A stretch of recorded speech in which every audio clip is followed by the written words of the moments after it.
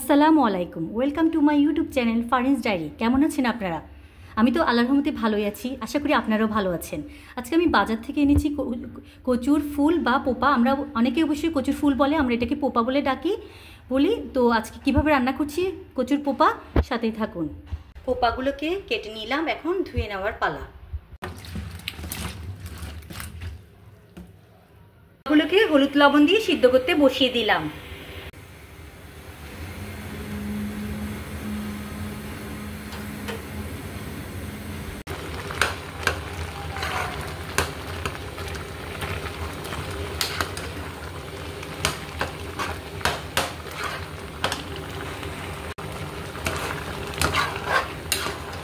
পানিটা শুকিয়ে ফেলবো আর এগুলো একদম মিহি করে ফেলবো।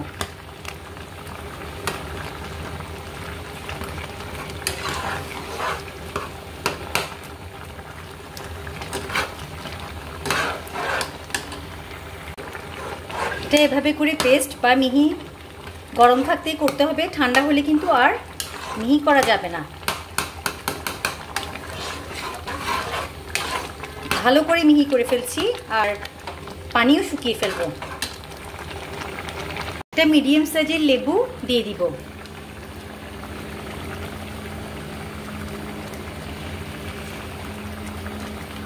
পুরোটাই দিয়ে দিব।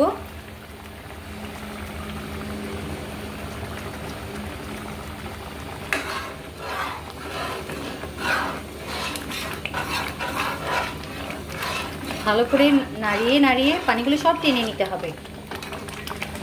ভালো করে পানি টেনে আসলে আবার আসছি। এবার কিছুটা ধনে গুঁড়ো আর জিরা গুঁড়ো দিয়ে দিব, অল্প অল্প দিব। জিরা দিলাম, কিছুটা ধনে দিব।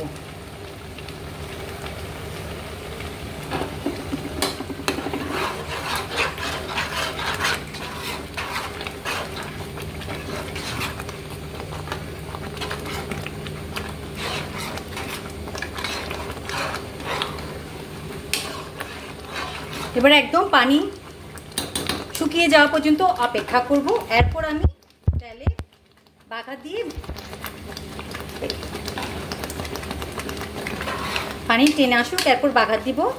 তেল দিয়ে বাগার দিব, একদম শুকিয়ে আসতে হবে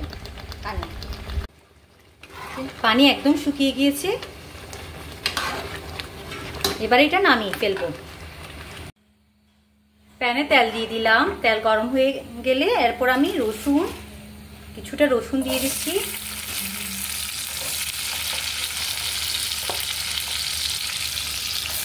পেঁয়াজ, কাঁচামরিচ এগুলো ভেজে নেব। তেজপাতাও দিয়ে দিলাম।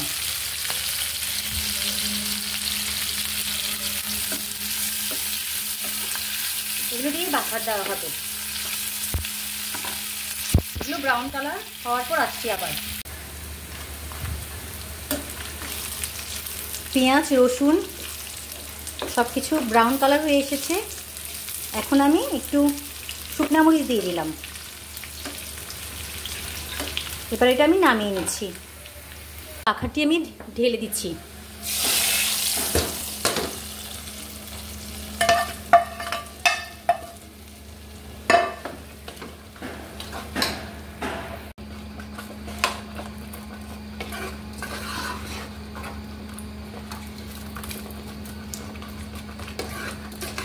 হয়ে গেল মজাদার কচুর ফুল বা পোপা ভাজি।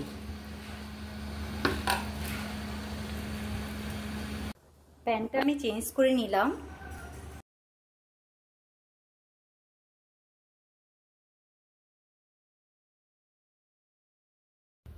ফাইনাল লুক কচুর পোপা বা ফুল, আমরা তো পোপা বলেই চিনি। দেখতে এতই ইয়ামি হয়েছে, খেতে দারুণ হয়েছে। আমি চেক করেছিলাম, তো খুব সিম্পলভাবে আমি করেছি। হলুদ লবণ দিয়ে আগে সিদ্ধ করে ফেলেছি পোপাগুলোকে কিছুটা, এরপর ভালো করে গলিয়ে নিয়েছি। গরম থাকতে থাকতে গলিয়েছি, কারণ ঠান্ডা হলে গলানো যাবে না। এরপর পানিটা টানানোর পর একটু লেবু দিয়েছি, লেবুর রস।